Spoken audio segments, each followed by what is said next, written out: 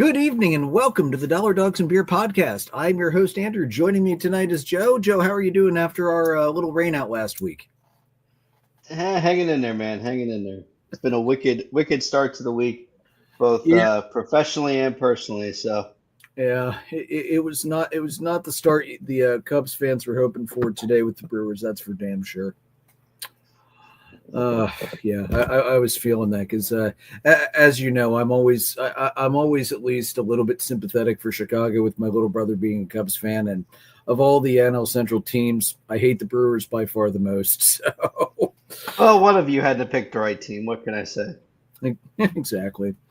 Well, and then I could safely say too, there have been there have been several times in my lifetime where Milwaukee either couldn't win a game I needed them to win or couldn't lose a game I needed them to lose. So you know what? The hell with the Brewers. I'm down with it. So what are you drinking tonight, Joe? Um, well, for probably a variety of reasons. One for level-headedness, and two because I've got zero hope for this team right now. Still rocking the Pepsi Zero. So, Fair enough. I am going with a Moscow Mule tonight. I didn't have time to get beer, so I'm drinking a Moscow Mule. And yes, I'm drinking it in a high glass instead of the stupid copper mug because I didn't feel like marching up to my house to dig through things to try and find one of my very nice copper mule mugs. So sue me for it. All right.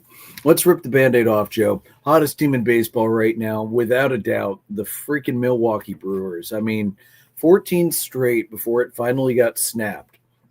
And in snapping the winning streak, the Reds still remain the only team in baseball this year that hasn't been swept, which is damn impressive in and of itself, given that we're halfway through August. right. Milwaukee's winning streak, this is a franchise record for them. Um, it, it, I hate to give them so much props and credits, but you have to. I mean, they have been absolutely obliterating the baseball lately. They have looked fantastic while doing it. And, they're right now, they are not the team you want. They're not the team you want to play. I still don't think this is going to give me any credence to say that when they roll into the playoffs that they're going to be world killers because let's face it, they're going to lose momentum at some point. Teams that they faced off and beat, they swept the Nationals handedly, 16-9, 8-2, 14-3. They swept the Braves. We had two close games. We had a 3-1 and a 5-4 and then a 7-2 kind of blowout. They swept the Mets. Those games were all pretty close, 3-2, 7-4, 7-6. They swept the Pirates 7-1, 14-0, and one of those was the worst start of Paul Skeens, granted, incredibly young career in baseball. The box score for Skeens, 4 innings, 6 hits, 4 earned runs, 2 walks, 4 strikeouts. And despite that, his ERA is still 2.13 because, of course, it is. And then 12-5 to finish off the Pirates in the first two games with the Reds, 10-8, 6-5, and 11. And then they finally lost on Sunday night, 3-2 and 10. And if I recall correctly, Joe, I believe both of those Reds wins were come from behind, and they came from pretty decent holes to dig back out of them as well. Well, I know for sure it was Friday because Friday it was the Reds were up 8-1 and somehow lost the game. Um, That's the most Reds thing I've ever heard, honestly. it was absolutely brutal. Absolutely brutal. It's just terrible. That and then you had, I don't know exactly if it wasn't that bad on Saturday, but still, come behind from a pretty, 4 or 5 run margin to make that happen. Team of destiny, really, it feels like anymore.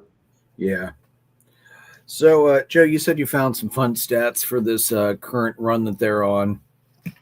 Yeah, so I mean, number one is they've had two streaks of this of at least double digits this year already, um, which is ridiculous. Heading into today's afternoon game, they had won 29 of their last 34. And since June 15th, they have a record now of 40-11. 40 wins in that streak No. stretch is 5 more than the Rockies have all season long. Oh, that's so wrong. That's so wrong, but so damn funny. Well, I mean, they have that record. When you contrast it with the Cubs, they have um, the Cubs are 500 in the last month, which is or since June 15th. So, I mean, it's absolutely crazy to see just how crazy that's gone for them.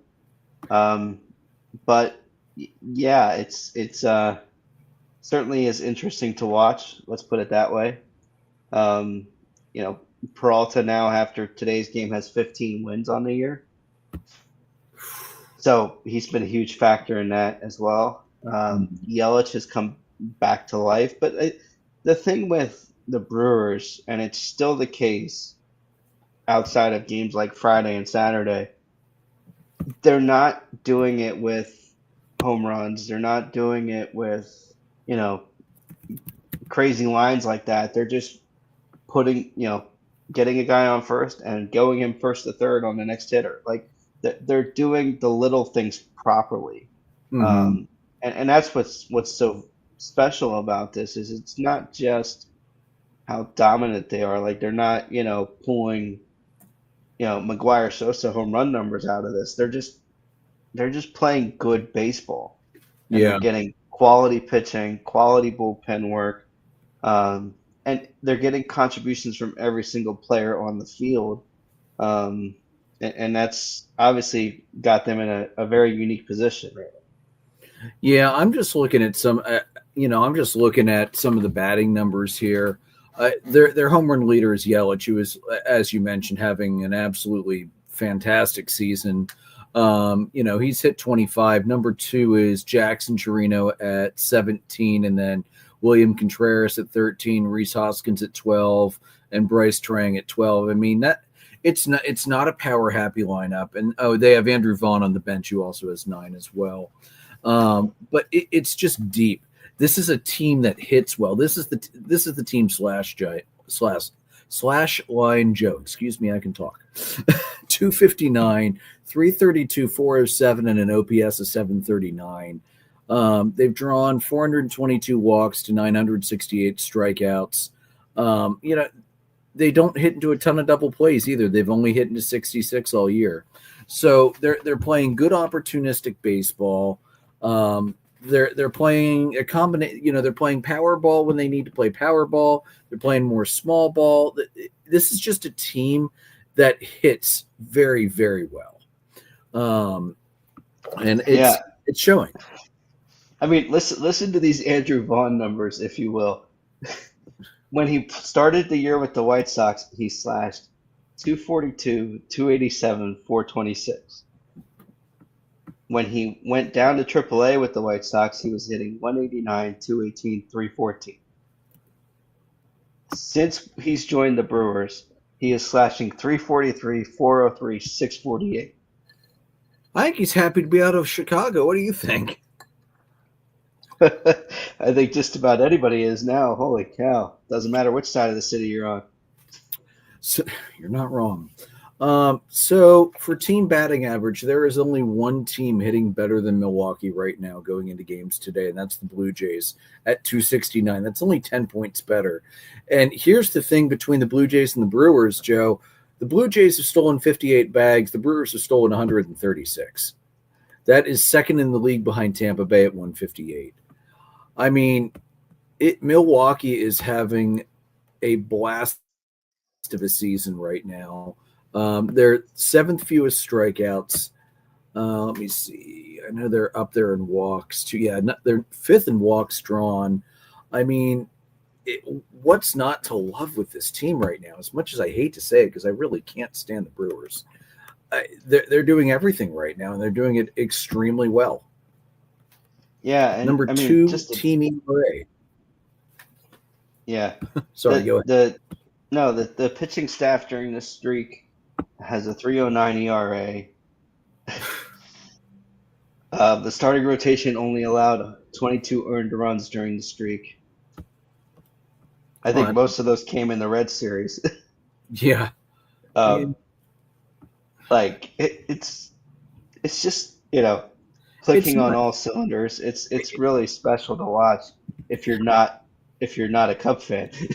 Yeah. Well, yeah, there is that. I mean, think about it like this, Joe. Um,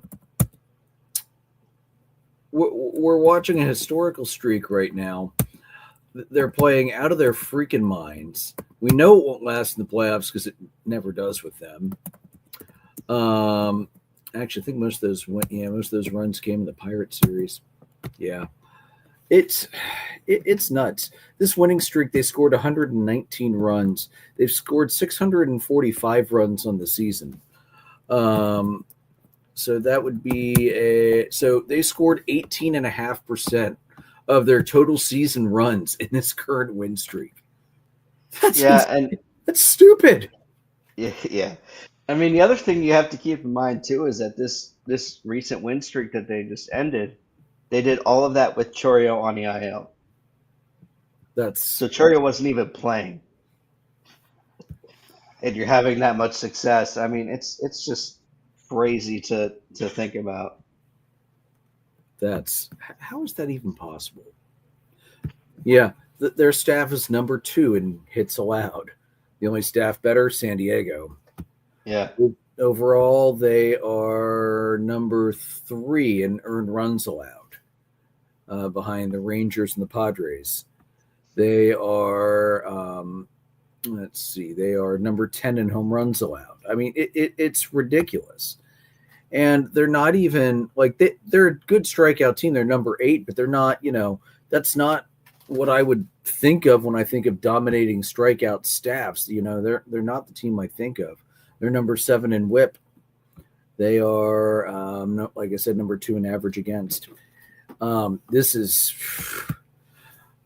the rest of baseball should be very happy that the playoffs do not start tomorrow, because Milwaukee, the way they're playing right now, they would steamroll all the way to the end.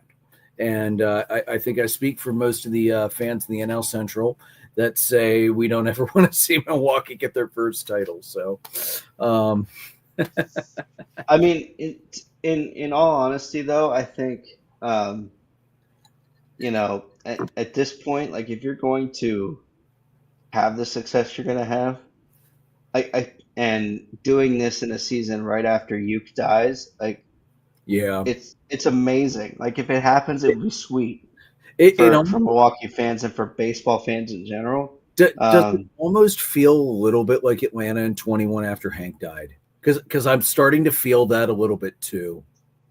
I don't know, maybe. I think it's kind of just I really don't know what to say because I mean it's it's just been crazy to see it develop and to see it just kind of transpire at the same time as obviously my team has had some other fortunes. So Yeah, yeah, it's been really crazy to really in the thick of it to kind of see it. So I think it certainly could have that vibe. I think if it all shapes out that way. I think the reason the 21 season for the Braves kind of felt that way is it just, they had every reason to fold and they didn't. yeah. Um, and they made the acquisitions they needed to make from a locker room standpoint. Hmm. And obviously that helped propel, in a sense. And I feel like, the Brewers did just enough at the deadline. They didn't do much because they didn't have to. Hmm. But getting a guy like Shelby Miller is a game changer in the bullpen for those games that you're going to need him, which is going to happen soon. So Yes. Yeah, one thing I have to say about Milwaukee that I envy is their ability to develop players. They have a great scouting department and they have a fantastic coaching staff in the minor leagues that does a great job of getting the best out of their homegrown players, and it's really showing this year. I just pulled this up, Joe. Since in the divisional era, which is since '69, there are only 10 total teams that have achieved multiple 10-game winning streaks in the same season. You have the 19 Astros, the 17 Dodgers, the 15 Blue Jays, the 13 Braves, the 0-1 Cardinals, the 78 Pirates, 77 Royals, 69 Mets, and 69 Astros. Well, first of all, it's crazy that two teams did it in one season. And let's remember, this is the longest winning streak in baseball since 2021, when the Cardinals went on a 17-game winning streak in September. Not that it did them any good. They couldn't take that momentum and do anything with it. But you know what? Nobody was too upset about that in 21 when it happened either. Hey, you win 17 games in a row and you lose your job as manager. So yeah, that's right. That's right. Oh God. Yeah. Well, That's the when Cardinals totally had that coming. that's when Schilt was let go and then went to the Padres. So worked out for San Diego. Worked out great for San Diego. Any chance the Padres want to fire Schilt now so he can come to Atlanta when Snicker retires? Please. How about no? Yeah, I know. And we're not the kind of franchise that's willing to throw enough money out there to get somebody to buy out the rest of their contract and go somewhere else, unfortunately. I can dream. Oh, well. So Milwaukee, hottest team in baseball. It's probably going to continue. You'd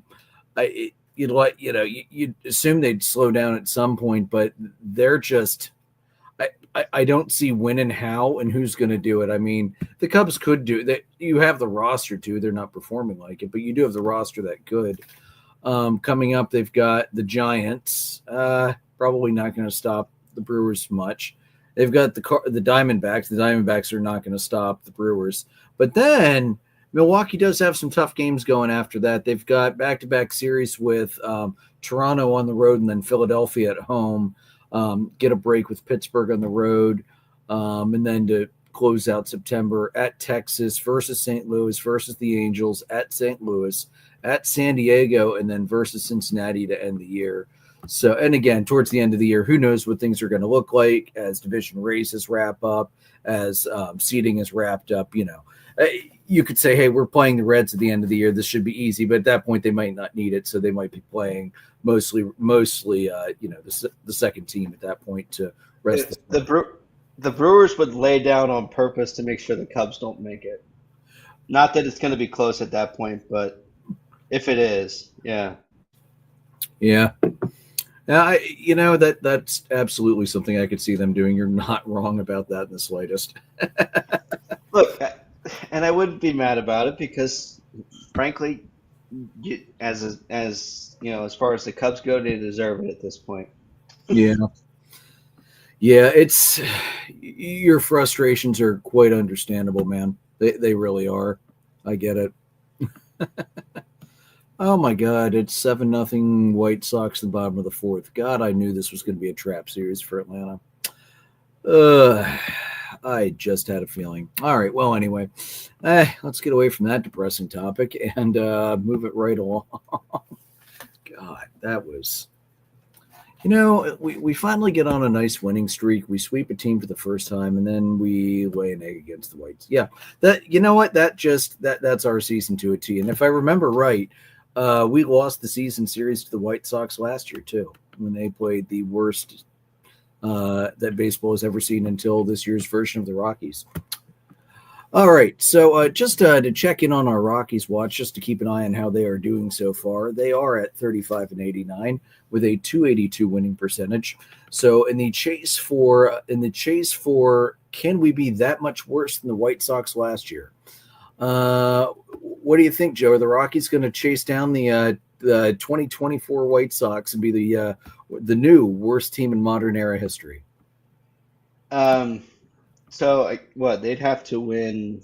They can only win 6 more games to do that. Let me double check to make sure because I don't want to make sure I don't mess. Because they were 41 and 121, I think. Yeah, 41 and 121 last year. So yeah, the Rockies. Yeah. So the Rockies can win 6 more to tie, 5 more to hold. Let's quick check out the Rockies' schedule the rest of the way before we make this bet. I'm going to say no. They're not going to get there. They're going to be the worst team ever. Here's what they have the rest of the way. They are in a 4-game series at home against the Dodgers. Now, they do go to Pittsburgh. Then they host then they go to Houston. They host the Cubs. They host the Giants. They host the Padres. They go to Los Angeles for the Dodgers. They go to San Diego. They host the Marlins. They host the Angels. They go to Seattle. And then they go to San Francisco. I don't know, man. I don't know that I see 6 wins in there. Well, I mean, they should. They should, but well, they'll definitely lose at least one with Pittsburgh because Skeens is starting, and it's in Pittsburgh. It's not in Colorado, so they can't use their freaky field to their advantage. I don't know. They might be able to me this is a toss up. I mean, it kind of depends on just how bad is the Cubs series in Wrigley or Colorado? It is in Colorado. Yeah, they're gonna make it just barely. Yeah, it might be. I would not be shocked. I would not be shocked if it was like 40 and 122. Like it's probably going to be within a game of the White Sox, realistically. So yeah. I honestly, I could see this going either way. I'm really not sure which way I want to go with this, but I mean, on the season, the Rockies are ahead of pace for the White Sox. The White Sox ended last year with a 253 winning percentage, and the Rockies are at 282 right now. But boy, that's a murderer's row gauntlet that they're going to face the rest of the way out. Yeah, you know what? I'll say no. They're not gonna break that record. They'll be the worst. They're not gonna get on the good side of that number. They're gonna be worse. Yeah, or you're thinking one game worse than the White Sox last year? At least, yeah, probably one game. Yeah, I think it's either going to be one game worse or they're going to tie. That's my best guess. But yeah, it's boy, it's who would have thought 2 years in a row we're going to be debating, is this team going to become the worst team in baseball history? Would not have predicted that. Not even close. Well, I mean, especially 2 years after they were going to win 100 games. So, well, of course, because their owner knows everything. He couldn't be wrong about that. Never. He couldn't be. God, what an idiot. Sorry, did I say that out loud? All right. So we just passed Players Weekend, and one of my favorite thing about Players Weekend is how they have the Little League game up in Williamsport. Of course, they're playing at the minor league field. They're not playing at the Little League Stadium in Williamsport. We would be setting records there, of course. The Little League softball series ended on August 10th last week.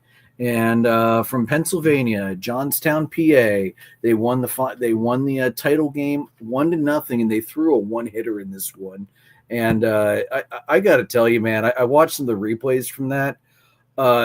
That defense for the Pennsylvania softball team, holy crap! Those girls were making some amazing plays in the outfield and infield. Big congratulations! It's awesome to see. This is, I think, the first time we have had. Pennsylvania's had a team make it for both softball and baseball in a very long time. I didn't look up to see when the last time was, but I know it's been quite a while. So absolutely awesome to see. Awesome to see that happened. And now we've got the Little League World Series going on. And unfortunately, the team from Pennsylvania did just get eliminated a couple days. Actually, I think just within the last day or two. They were 2-0 because it's the way the baseball side goes, it's double elimination round robin. So give me 1 second here. I hit the wrong button and closed my screen out. Yeah. So Mid-Atlantic, so they lost game 1 to the Midwest 2-0, and then their elimination game against the Great Lakes, they lost 3-2. So unfortunately, Pennsylvania is not going to be able to claim both softball and baseball this year, which would have been really cool, but let's also be real. It would have been almost unheard of to see something like that happen. So either way, it's always fun to watch the Little League game. Then Sunday night, they bring all the players out. I shared the video in the group chat of the relay for the first pitch in the game last night. That was really cool. They had a representative from each of the baseball teams starting out in straightaway center, and it was just continuous relay throw in and then to the pitcher to throw the first pitch out. I thought that was one of the cooler ways I think I've ever seen a first pitch go. Then you had a nice rain delay before the game could even start last night. I think it was a 1 to 2 hour rain delay, if I remember right. I was kind of keeping an eye on that, but they did get the game in, and it was. As you and I point out many times, MLB they do the one-off games very well. It was an exciting game. It was Mariners versus Mets. The Mets did win at 7-3. Unfortunately, I would have much rather seen the Mariners win because, as we all know, I'm definitely not the biggest fan of the Mets, but that's okay. Big highlight there was Mark Vientos hit a 3-run home run. But that was the cool thing about the crowd for that game. We brought this up last year. It's all the players, the coaches from the Little League softball and baseball teams and their families, and that's it. So it's just one of the neatest atmospheres you're ever going to see for a baseball game.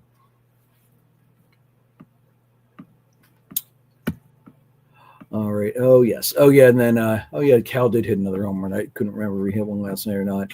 We'll keep an eye on Cal Rowley's home run total the rest of the way. He is up to he hit his 47th home run in the Little League Classic last night. So, yeah. Boy, I'd love to see Barry's 70 go down, but I don't know. That's month and a half left. Was at 23. I don't think we're going to see that happen this year. Of all the records to go down, I'd love it, but that's not going to happen. Oh man. So, did you get to see any of the highlights from the game last night? No, I didn't get to it. But I'll take your word for it. Like you said, they usually get these one-offs pretty well done. Yeah. I love the fact that they isolate the attendance to just the Little League teams. I think that's a great thing. Yeah, so fun. Certainly helps grow the sport. I think the best, slide down the hill was Rizzo's a few years back. So that slide that they do down the hill on like that thing, that's pretty cool. Yeah, up in the hill. I love that. The cardboard sledding over at Lamad. Something you like, Joe. Pull up whenever you get a chance. Pull up a picture of the chest protector that Cal Rowley wore in the game last night. It had baseball card designs of his teammates and coaches from when they were kids. So it's they went all out with that as they always do. I honestly, Players Weekend, I used to hate it because they do the weird uniforms with the player nicknames, which to me, I always thought they felt forced. But what they do now, just letting the players have fun with the cleats and the bats, that I think is the best way to do Players Weekend. Let the players be creative. It's a lot more fun when they just let the players cut loose. Key stat from last night, Joe, just to highlight how poorly the Mets been playing lately. The Mets failed to blow a lead for just the second time in the last 9 games. That's that's not the stat you want to have for yourself, is it? Oh man. Oh boy. So here, let me I accidentally closed my tab down for the fun bats and stuff for Players Weekend. Here we go. All right. So let's see. Are they all going to pull up here? Well, some of them will pull up here. Let me share my screen. I found one of the articles from ESPN I was looking at earlier.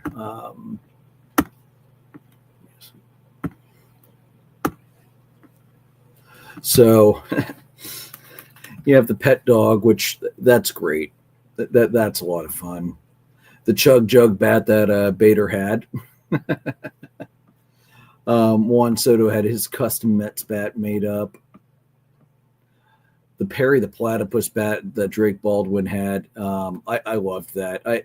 Me and the kids and my wife, we all still love to watch Phineas and Ferb. We love that it's actually back on again. Um, Big butt, bigger bombs. That's what Cal's bat had. I love that. Harper's fire bat. That's pretty sweet. Let's see, Marcelo Myers Lightning McQueen bat. Alex Bregman had a bunch of different bats here. Let's see. Yep, and Trey Turner. I feel like Trey Turner's done some kind of like kid art every year since he joined Philadelphia. I don't know if that's like from local kids or from his own kid, but that's always pretty cool to see. Oh, Freddie had bats for each of his boys. I love that. And then the Roman Empire. Okay. Yeah, Duran Wally with the mascot head. Love that. Dodgers and Angels, they all had their player bats. Yeah, all right, let's see. Volpe had the grip it and rip it bat. That's pretty cool. You know, this is seriously one of my favorite parts of Players Weekend. It's just so fun to see what the players come up with. I know Michael Harris had a different bat for every at bat. A stitch bat. That might be one. That's probably my number 2 favorite. Yeah, they did mostly videos for these. All right, and then here's some of the cleats as well. You know, just a lot of fun that they do. You know, getting rid of the silly nicknames in the back of the jerseys was a great. Like for some players, yeah, it made a lot of sense. And then for a lot of players, it was like, this is clearly a forced nickname, or the nickname that they actually have is something that is not appropriate and can therefore not be displayed during Players Weekend. So, you know, good of MLB, though, to let them break out the fun bats, the fun cleats. It was fun all weekend. Like I said, I know Michael Harris, he had a different cartoon-based bat for the entire week. He didn't use the same bat more than once. And I know a lot of teams, I know Atlanta was one of them, were auctioning the player bats, the fun bats off for charity afterwards for either the players' charitable organization or the teams, you know. So always cool to see, you know, things like that. And hey, the players had fun. And it's been 2 weekends in a row of great attendance, because the weekend before MLB set an attendance record. Let me pull that up here quick. 1.589 million fans, 1,589,481, the largest total attendance for an August weekend since 2015. That's not bad at all. It's good to see the sport doing well, because if it wasn't, you and I would have a lot different things to talk about than this. Yeah, I mean, I think it's certainly the game has certainly grown over the last few years, and I think it's certainly more apparent this year. Yeah. You know, that some of the things that they've done and some of the growth in the sport has certainly trickled down eventually to the major league level, and I think you know, some of that shift at the youth level to baseball has kind of finally made its way into the majors. So Yeah. Yeah, and even some of the changes Manfred's put through, the pitch clock and other things like that, it probably has, as a whole, it's probably been more better than not for overall viewership for baseball, I think. It's very weird to be able to watch a West Coast game start at 10 o'clock and finish up right around midnight. That I'm still not quite used to that yet. yeah, I mean, I do think that you know, it's a lot easier to go to a you know a Friday night game or a Wednesday night game now, because it's not, you know, you're not mortgaging your kids' start to the school day by going to a ball game anymore. Right.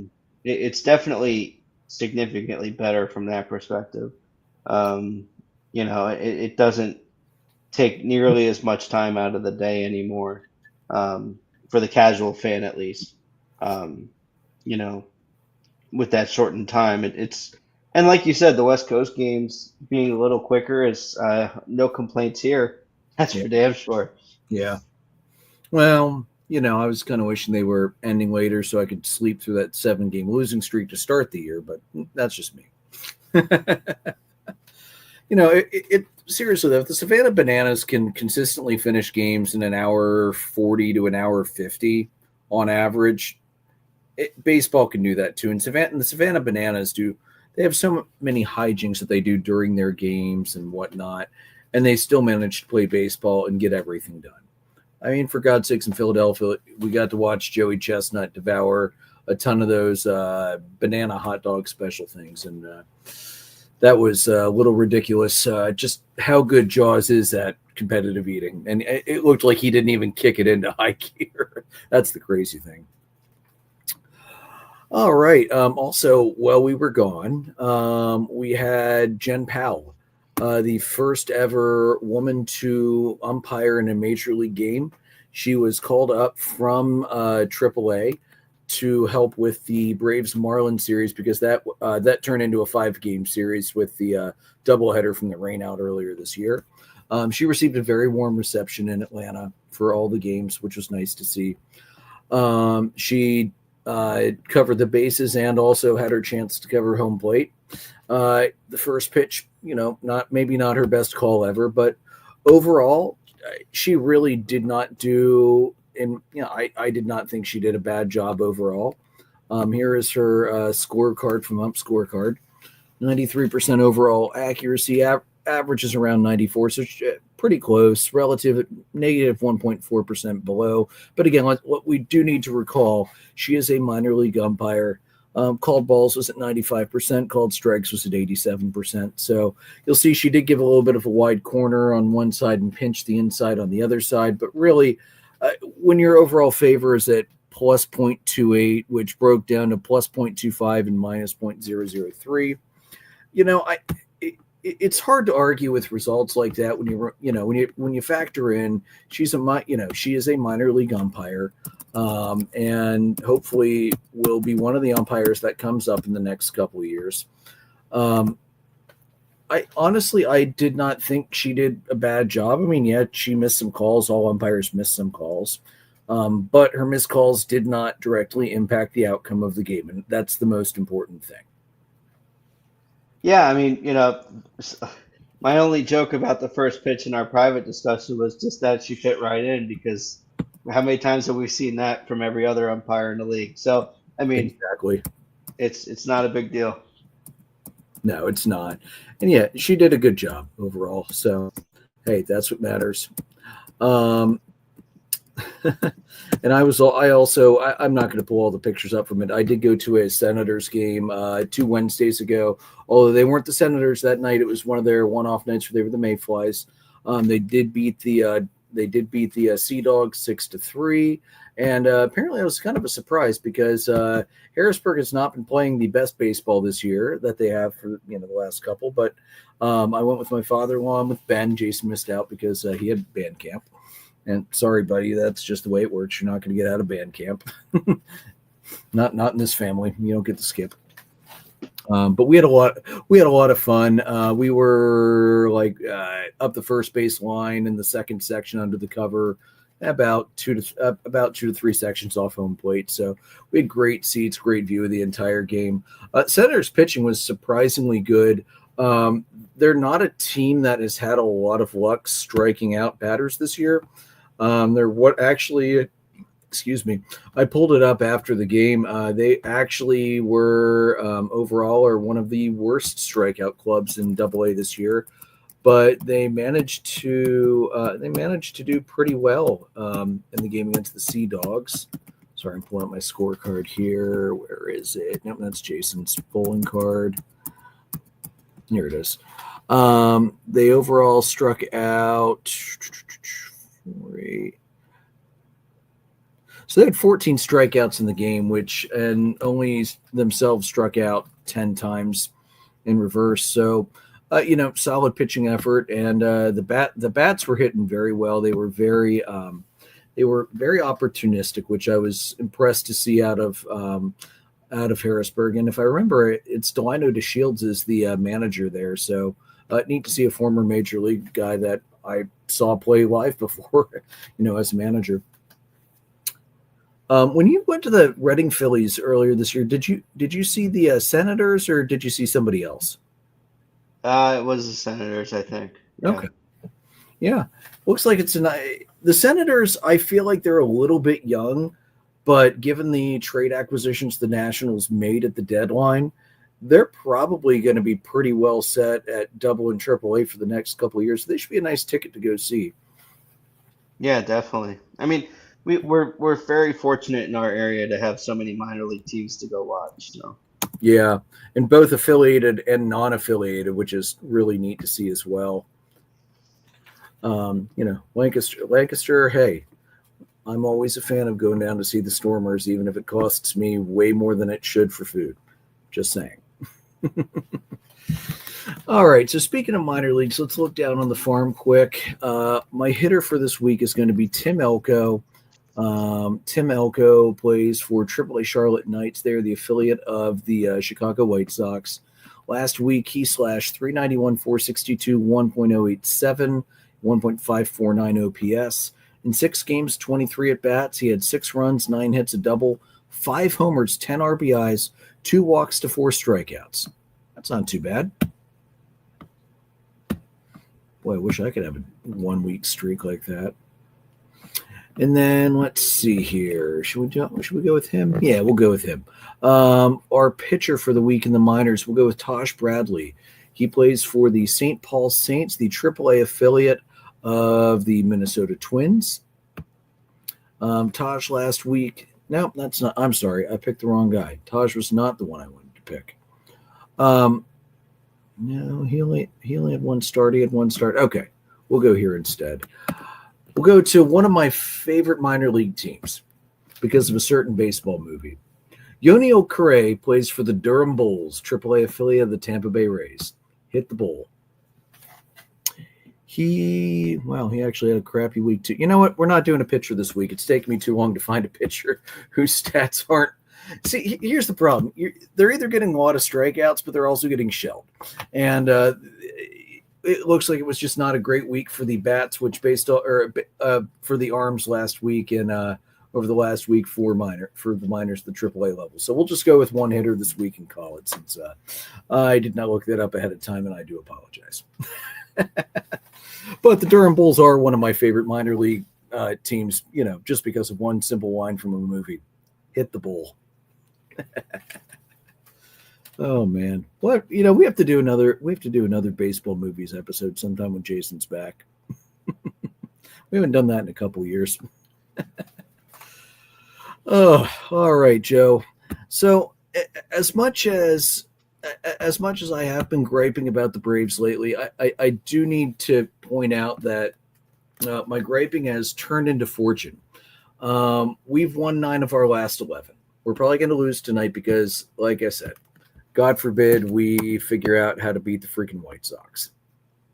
It's 7-1 now in the 6th. Good grief. All right, so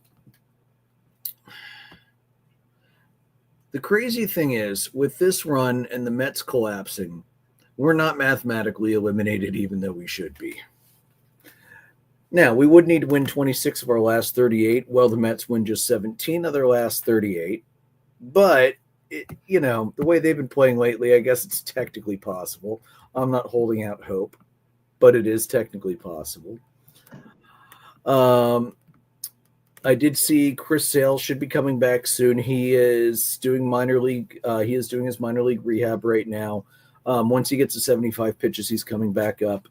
Schwellenbach and Ronaldo Lopez likely will not pitch again this year. Joe Jimenez has been confirmed that he will not be coming back.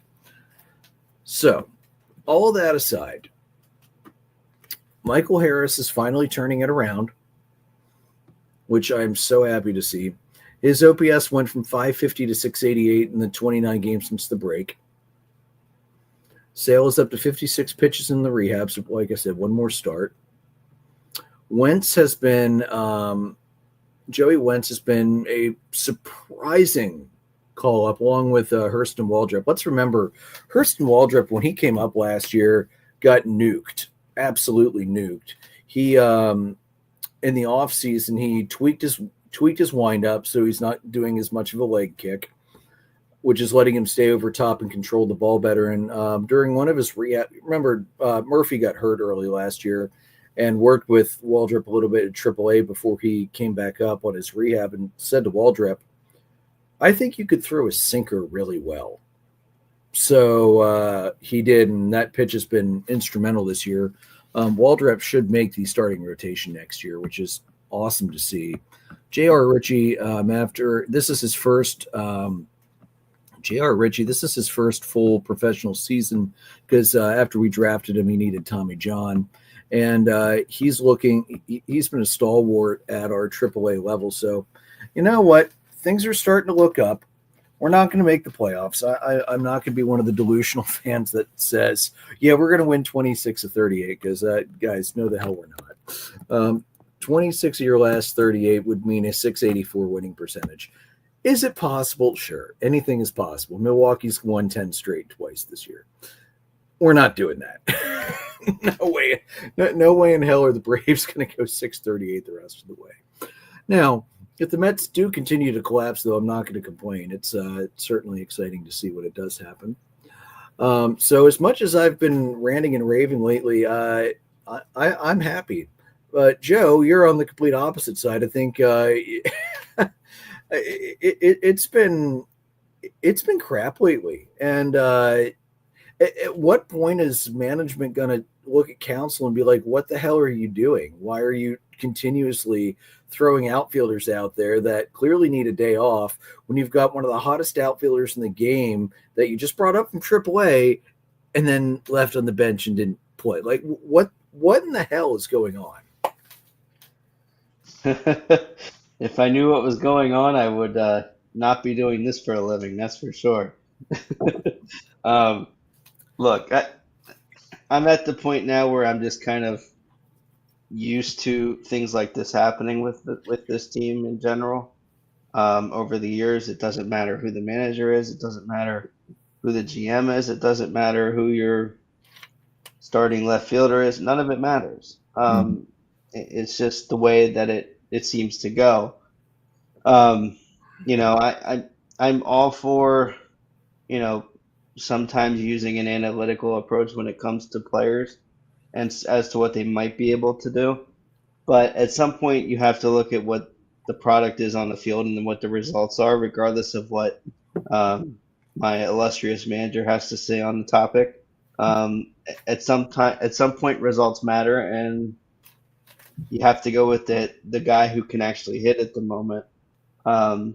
So I really don't know what else to say about it. It just seems to me like, um, you know, everybody in Cubs land but Vegas knew that this could happen at some point just because it's the Cubs and it's just how it is.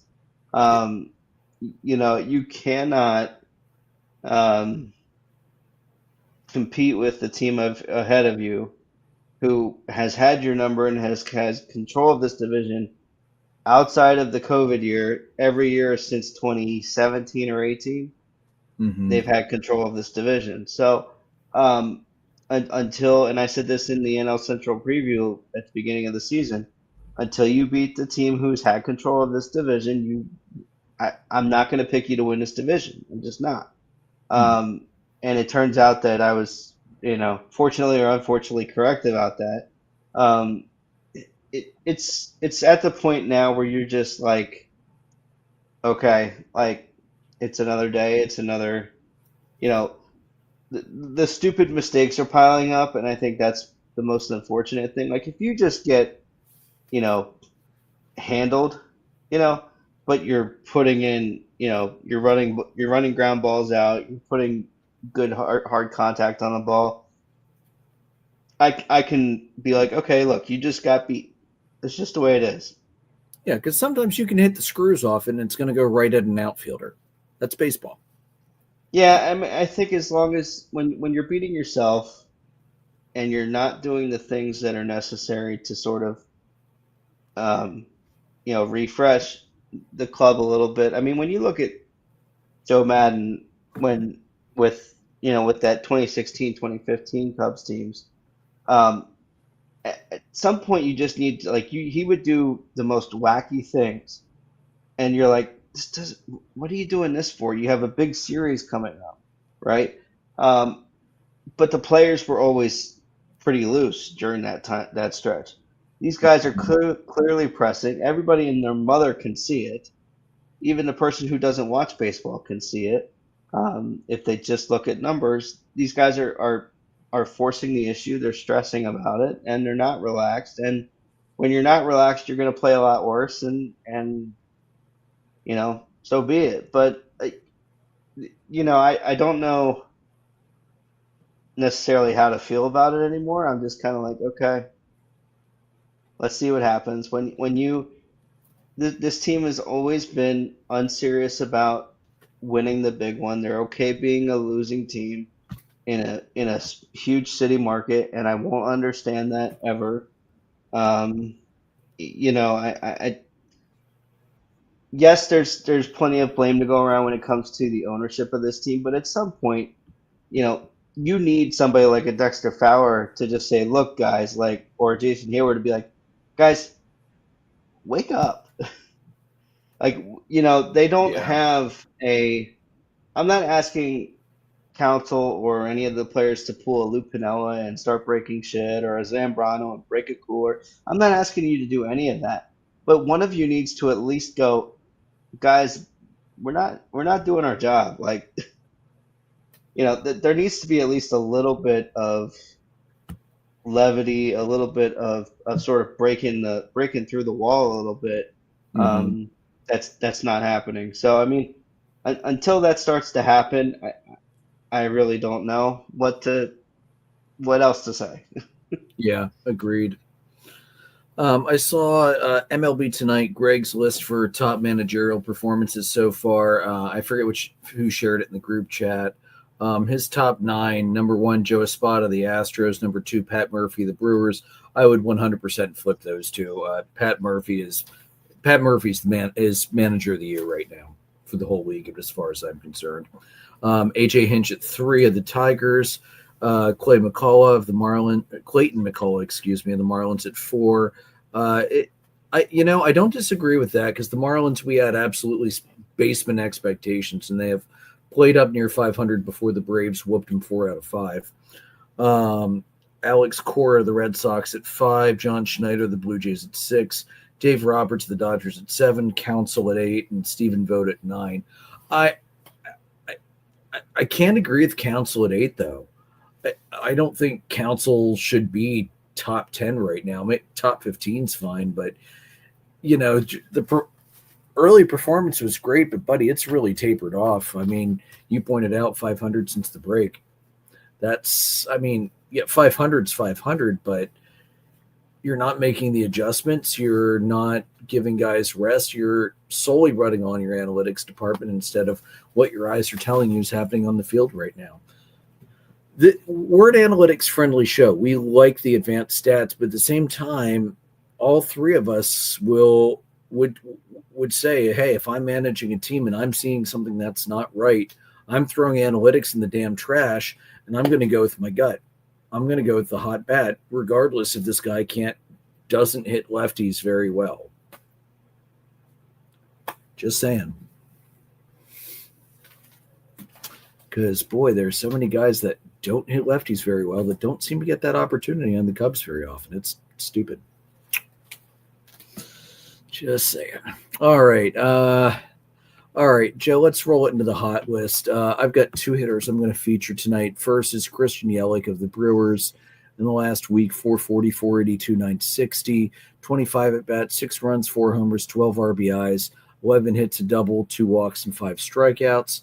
And I also wanted to highlight Michael Harris, who slashed 444, 444, 741, 27 at bats, 6 runs, 2 homers, 9 RBIs, 1 stolen base, 12 hits, 2 doubles, and 5 strikeouts.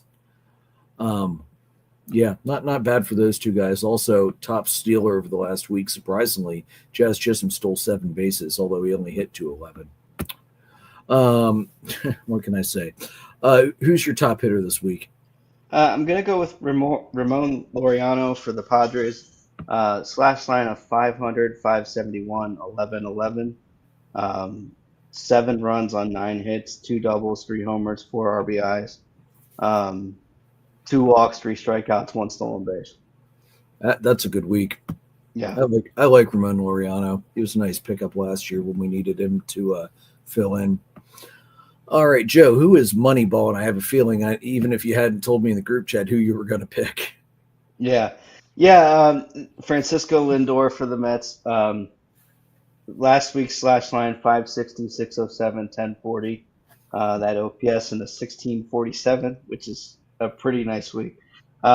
7 runs on 14 hits, 3 doubles, 3 homers, 7 RBIs, 3 walks, 1 strikeout, 2 stolen bases, 1 time caught stealing. When you could have 14 hits and only half of them are extra base hits, that's a damn good week. That's a damn good week. Yeah, no arguments for me. All right, pitchers. Let's see. I think my number one. Should I go 2? Yeah, I'll go 2 again. Number 1, I'm going to go Dean Kremer of the Orioles because God knows the Orioles have needed something good to talk about this year. He went 1-1 in his 2 starts, but 15 innings, 13 strikeouts, both starts were quality. 0.6 ERA, 0.67 WHIP. He only allowed 1 earned run on 8 hits and 2 walks. That is damn good work by Dean Kremer. Also want to give a shout out to Andrew Abbott, who went 0-1 in his 2 starts, but in 14 2/3, he struck out 13, 3 earned runs, 10 hits, no walks. That's a 1.84 ERA and a 0.68 WHIP. So those are my 2 top pitchers for this week. Who's your top pitcher, Joe? I'm going to go with Brandon Young from the Baltimore Orioles, 1-0 in his 1 start this week. 8 innings, 1 hit, no runs, no walks, 6 strikeouts. A .13 WHIP, a 0.40 batting average. Yeah, I can't argue with that. That's a pretty damn good week. All right, let's look at hot teams before we talk about some injuries and wrap up. Obviously, the Brewers are still the hottest team in baseball. I got to throw Atlanta on there. 5-game heater, 5 of the last 6, 8-2 in the last 10. And I also, the Orioles, we just gave 2 of their pitchers props, and even though they had some losses, they're still 6-4 in the last 10, and it kind of feels like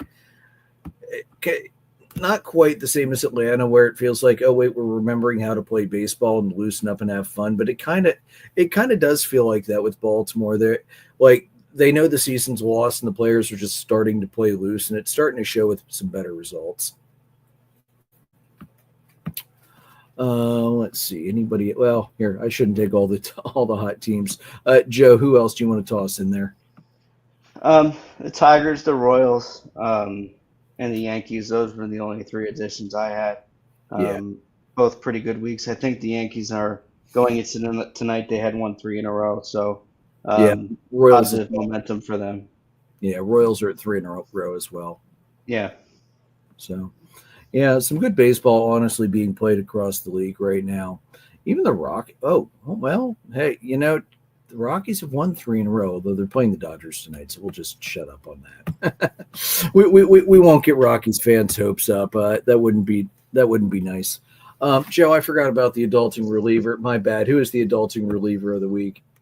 The adulting reliever is Graham Ashcraft from the Cincinnati Reds. 4 appearances this week, no saves and no opportunities for saves, but 1-0 record in those 4 appearances, 4 innings, no hits, no runs, 1 walk, 5 strikeouts, a .25 WHIP. Dang. Yeah, I can't argue that. That's awesome. I mean, to not be the pitcher of record in 3 of those appearances is pretty wild, but to have that kind of success is awesome. That's fantastic. No arguments here. 2 big injuries I saw. Vlad Jr. did leave the Pirates game early with some left hamstring tightness. He's day-to-day right now. We finally figured out why Zach Wheeler has not been pitching well over the last month or so. He had a blood clot in his right upper arm. He did undergo successful thrombolysis procedure on Monday morning at Jefferson University. Dr. Paul DiMuzio was the surgeon who performed the procedure. He is on the 15-day IL. The Phillies do expect him back by the end of September before playoffs. But again, that's going to be determined on how he does coming through. Right now, they did not mention the size of the quadrant. So when you get these thrombuses in the upper arm, which Wheeler being an overhand pitcher, overhand to 3/4 pitcher, they tend to be more prone to them just because their motion causes more constriction up here, and the constriction is what lets the clots form. So without a doubt, he's going to be on blood thinners probably for a couple months. He will be able to pitch in the blood thinners since baseball is largely a non-contact sport, unless your name is Big Poppy and a certain dugout phone in Baltimore, in which case baseball very much turns into a full contact sport, or Carlos Zambrano and the water coolers you mentioned earlier this evening. So Wheeler he'll be able to pitch in the blood thinners. I'm waiting to see if they announce how big that clot was, because it was just some shoulder soreness initially, and then when they did the testing, they found the clot in his upper arm. And sometimes, you don't always have to have surgery from that. Sometimes you could just go on the blood thinners and it will, and it will resolve on its own. But sometimes it is better to go, and that's why I'm genuinely curious and professionally curious how big the clot was, because I've seen some of those thrombolysis surgeries where they take out some pretty ridiculous clots. And I really hope that wasn't the case for Wheeler. I hope it was a relatively minor one that they determined surgery would get him back to pitching faster, because he's having a great season. Joe, any other big injuries over the last week, 2 weeks that I missed? I didn't really see much. I don't think so, no. And Acuna came back. That's why I'm wearing the Braves jersey tonight instead of a Savannah Bananas shirt. So happy to see Acuna back out there. And he's looked fine since he came back. Does not look like any lingering issues with the knee. So knock on wood, he doesn't get hurt again this year. And if he does, we shut him down, because we need to play for next year, not this year, because this year is lost. And we're not going to go 684 or whatever I said we need to go to make the playoffs conceivably. Yeah. One other injury update, so to speak, is Bieber's going to make his Blue Jays debut on Friday. So Shane Bieber will finally be back in the majors this week. That's awesome to see. He's fun. He's a lot of fun to watch. And he's a year and a half off at this point, right? I think so. I don't remember. Yeah. I don't remember. Yeah. He should be closer to old Bieber that we used to see. So that's exciting to see. All right. If that's it for you, that's it for me. All right, guys. Audio and video is available on Facebook, on YouTube. It's on Spotify, Apple Podcasts, Google Podcasts, pretty much anywhere you can find podcasts. Merchandise is at redbubble.com/people/DDAB-podcast. Follow us on Facebook. That's where we post most of our stuff. And we are sponsored by Dark Arrow Podcast LLC and by Baron Barbershop over in Mannheim. Johnny has been doing a fantastic job keeping me looking like less of a mountainous wild man this summer. Also, I've been much better about making sure I make my appointments in time too. But anyway, get the Baron Barber app. Get yourself an appointment out there. All three of the guys that cut hair out there, absolutely fantastic. Love them all. All right, guys, may your dogs always cost $1. May your beer always be cold. We will see you next week.